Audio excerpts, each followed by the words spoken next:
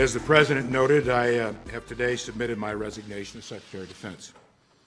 It's been the greatest privilege of my life, to lead, and most important, to serve with the men and women of the Defense Department and support their families. I am immensely proud of what we've accomplished during this time.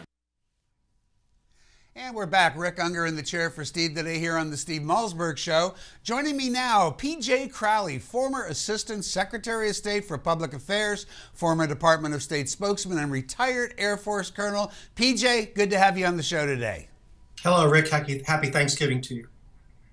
Same to you. So, PJ, I got to ask you the preliminary question. If we're talking about Chuck Hagel's sudden departure, was he pushed off the cliff or did he jump off the cliff? I think he decided to leave on his own terms. He's a good soldier, and he's a veteran politician. I think he understood that perhaps there was a need for change within the president's national security team. He volunteered to leave, and obviously the president very quickly accepted his offer of resignation.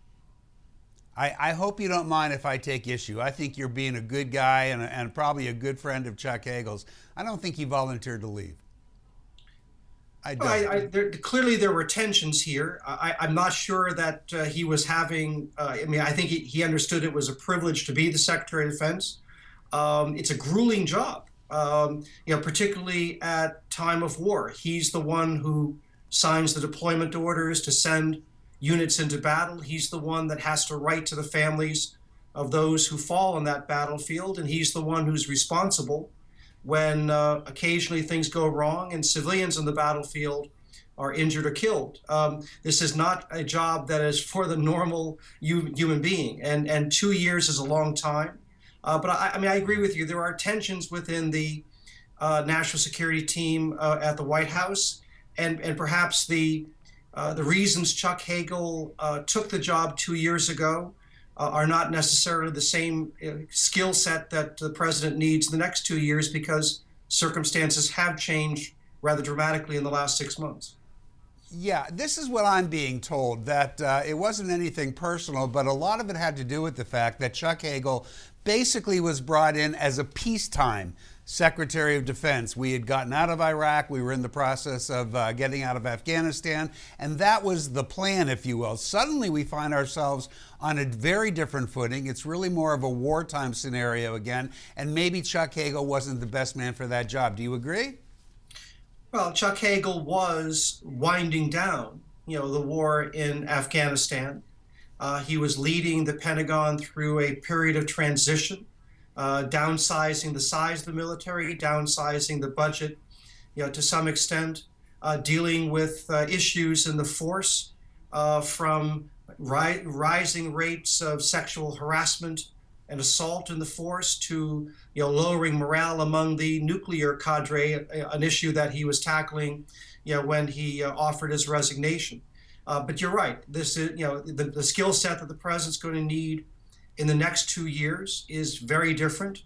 Here in Washington, for example, with the impending turnover from Democratic to Republican leadership in the Senate, the president's his foreign policy is going to be significantly challenged. John McCain takes over at the Senate Armed Services Committee, and Chuck Hagel is a very self-effacing guy, very soft-spoken, and perhaps the president felt he needed a stronger voice in these matters over the next 2 years. On that subject, looking into your Beltway crystal ball, who are the candidates that you think are the ones we're most likely to see being appointed to that role? Well, the Obama administration, it's a tight inner circle, and they tend to look first and foremost among those who are known commodities. Now, a couple of people who are well known to the president have taken themselves out of contention. Yes. Senator Jack Reed of Rhode Island and Michelle Flournoy, formerly the Undersecretary of Defense for Policy. And said to be the front runner. Well, I would have to say that the leading candidate would probably be former Deputy Secretary of Defense Ash Carter.